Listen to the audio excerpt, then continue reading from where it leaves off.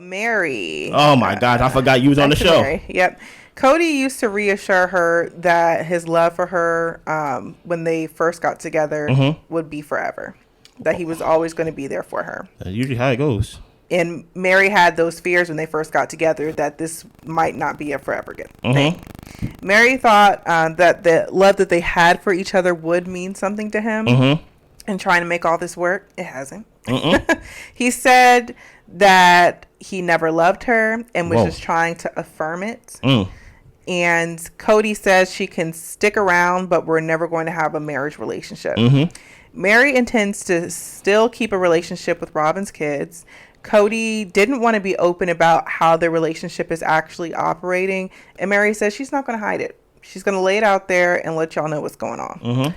I feel like we've been known, girl. I think you're the last to know. Maybe, yeah. Kody said that he doesn't want to have a relationship with her. And Meri said that her two options are now to continue living how she's been, physically married but not emotionally, or to fully be done with everything. And being done with it doesn't match her values. She made this eternal covenant. She really doesn't know what to do about it. Yeah, I don't even think you're physically married.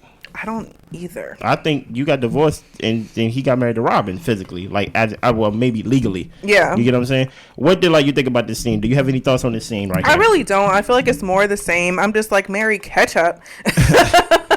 Goodness gracious, how long are we going to repeat the same things? I'm just like, okay, like it sounds like you're getting it, but you're still confused. You don't know what to do. You don't necessarily need to do anything right now this second, but I'm just like, just come into reality with the rest of us. Yeah. And let's meet here. No, that's all I feel about. Now here, well, let me put you on the couch then, since you don't have no thoughts. I asked the question, what do you think is Meri's biggest hurdle? And I'll put religious values ? Because in our beliefs, or like in most people's beliefs, is to death do us part. Yeah. They believe that even after death, that they are together for eternity. Yes. You get what I'm saying? And eternally, Blair, I will look for you too. Okay, so you ain't got to worry about it. Okay. Hopefully, I find you. You know. Yeah. But my thing is, I was like, maybe it's her religious beliefs that is basically holding on to this little hope. But talking through this episode, I'm like, it wasn't her religious beliefs didn't stop her from getting online. Do you get what I'm saying? And going outside the covenant. Yeah. And going outside the union and going outside the marriage to flirt and to entertain this catfish situation. So it really leads me to think, what is Meri's biggest hurdle in accepting this? Well, I want to know yours, because I always say what I think. I thought it was religious until I'm like,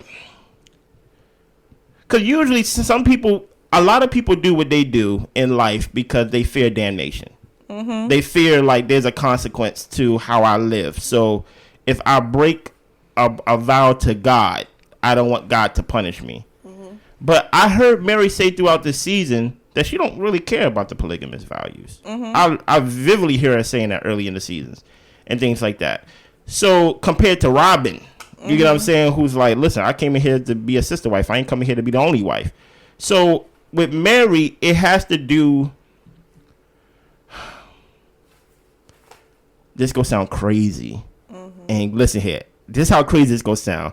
I give y'all the green light, even though y'all don't need it. I give y'all the green light to say how wrong my opinion is on this one, because I'm reaching on this one right here. Okay, I think she feels protected by Kody, or what he represents.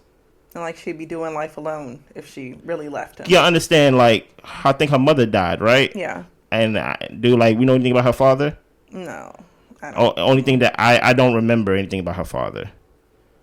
I think it has to do with, even though Kody has done everything in his power to basically like tell her, not even show her, tell her, I want nothing to do with you. It's like, okay, the mother death is still fresh. Going to a whole new city, going to a whole new experience is too much for her. It's too much, you know what I mean? It's too much. That in some weird way, for 32 years, Kody been her husband. By religious belief, he's been the patriarch of the family. He's been the provider. He's been the protector based on what you believe marriage is, based on what they believe what marriage means.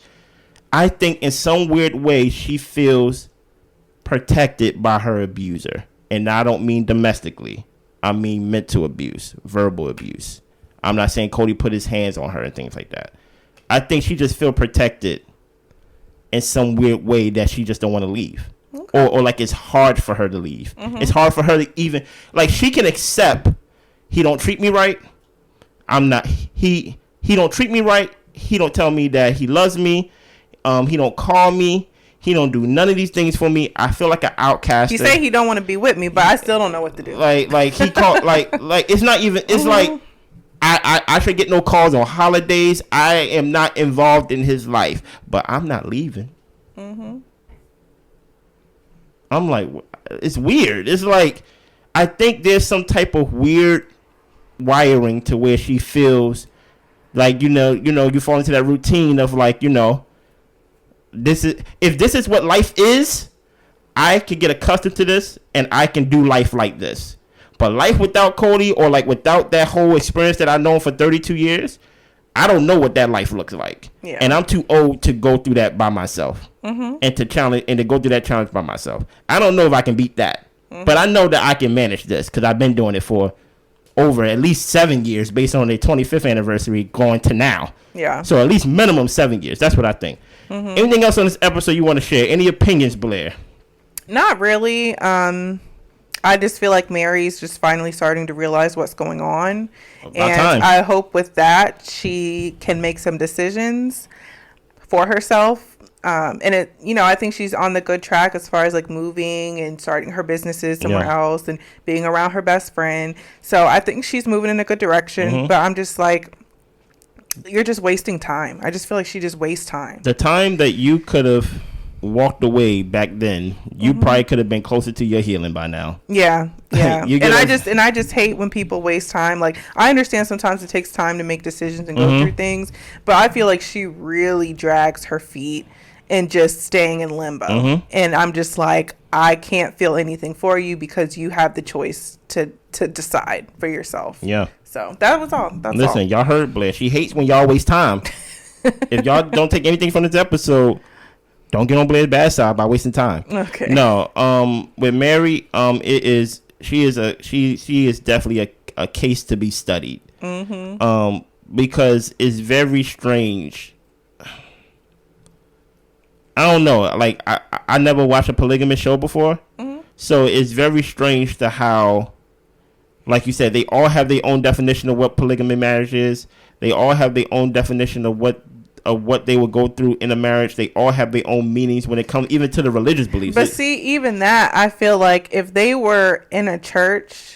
And they're not in the church right now. I feel like that might help ground them and root them a little bit. So they freestyling. But they're not in a church. And the thing is, like, the Mormon church doesn't even believe in polygamy anymore. So I don't know what kind of, like, fundamentalist church they'd have to go to actually find someone who would be able to counsel them on their situation.